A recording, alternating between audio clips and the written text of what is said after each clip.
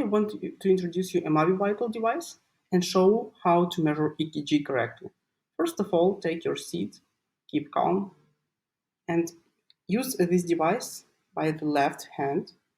Just you need to touch this electrode and this electrode. This is also electrode, a steel metal plate, by the left hand.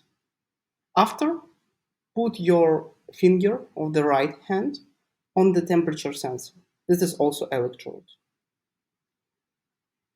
And just keep sitting for the 30-40 seconds to perform your measurement. Don't touch by the right hand your left hand. It can give some disturbances to the signal and your EKG can be not correct. So all is very simple. You can put this. You can put fingers on your knees or on the table. Doesn't matter. Just keep this position. Thank you. Have a great day.